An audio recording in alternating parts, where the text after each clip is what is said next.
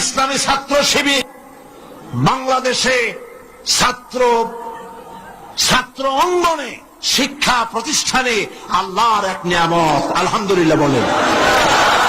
এই নিয়ামতের কাছে, ইসলামের কাছে আসতে না পারে সেজন্য বলা হয় মৌলবাদ আর সন্ত্রাস। শিবিরের কাছে যাতে আসতে না পারে সেই জন্য বলা হয় এরা হাত কাটে আর রক কাটে। আমি বলি এই কথাটা হলো একটা চালাকি কথা। হাত কাটা গলা কাটা এইটা সহজ না পেটের মধ্যে ছুরি মারা বা গুলি করে মারা সহজ? কোনটা সহজ? তো হাত কাটা আর গলা কাটা গুলি বলে কেন? হাত কাটতে কাটা কত বড় মুসিবত, তারা 4-5 জনের ঠেসে ধরা লাগবে। তাছাড়া কেউ কি বলবে যে আসছেন যখন আপনি হাতটা কাটিয়ে দিয়ে যান, এরকম বলবে কেউ? 4-5 জনের ঠেসা ধরবে, মুখের মধ্যে গামছা ভরবে, তারপরে হাত কাটবে বা রক কাটবে, পায়ের রক, হাতের রক, এভাবে কাটবে। এত ঝুঁকি নিতে যাবে কেন?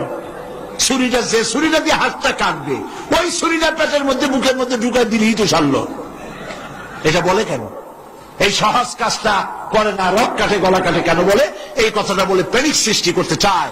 যে সমস্ত ছাত্র ছাত্রীরা দিন পেতে চায়, ইসলামে আসতে চায়, তারা যেন ইসলামী ছাত্র শিবিরের কাছে আসতে না পারে তার জন্য ষড়যন্ত্রমূলক এই বদনাম তারা দেশ শুদ্ধ জড়াইছে।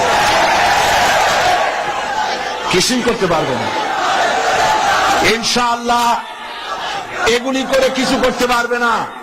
119 জন শিবিরের নেতা কর্মী শাহাদাতের নজরানা আল্লাহর দরবারে পেশ করেছে।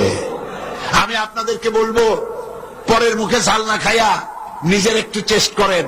ওরা যেখানে থাকে শিবিরের ছেলেপেলেরা, এরা মাঝে মধ্যে সভ্যেদারি করে। যাই দেখবেন ঘরের পাশে গিয়া জানলার ফাঁক দিয়ে তাকাই দেখেন ওরা কি করে।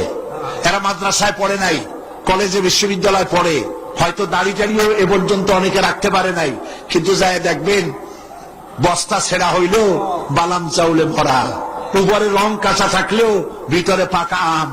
ভিতরে যাই দেখবেন রাতের বেলা যখন তারা সভ্যদারি করে, তাহাজ্জুদের নামাজ পড়ে, সাহাবায়ে কেরামদের জীবনী আলোচনা করে আর মুনাজাত করে, সারা রাত কিভাবে ওরা কান্দে একটু তাকায় দেখে। এই চোখের পানি তারা আল্লাহর জন্য দেয়, দিন প্রতিষ্ঠার জন্য কাজ করে। সুতরাং এদের সাথে শত্রুতা না করে এই কাজগুলি, সন্তান যদি ভালো বানাতে চান, শিক্ষাঙ্গনে সন্ত্রাসী কারা সেদিকে তাকায় দেখেন, আর সন্ত্রাস কম করে কারা তাদেরকে দেখেন, সন্ত্রাস করে না কারা তাদেরকে দেখেন। এই জন্য সন্তান যদি ভালো বানাতে চান ছেলেদেরকে, তাহলে এই লাইনে দেন। মেয়েদেরকে যদি ভালো বানাতে চান এই পরিবেশে ছাত্রী সংস্থার সাথে দিয়ে দেন। আল্লাহ পাক আপনার মেয়েকে ভালো পথে রাখবেন, ছেলেকেও ভালো পথে রাখবেন। আল্লাহ যেন তৌফিক দান করেন, বলেন আমিন। আসসালামু আলাইকুম ওয়া রাহমাতুল্লাহি ওয়া বারাকাতুহু।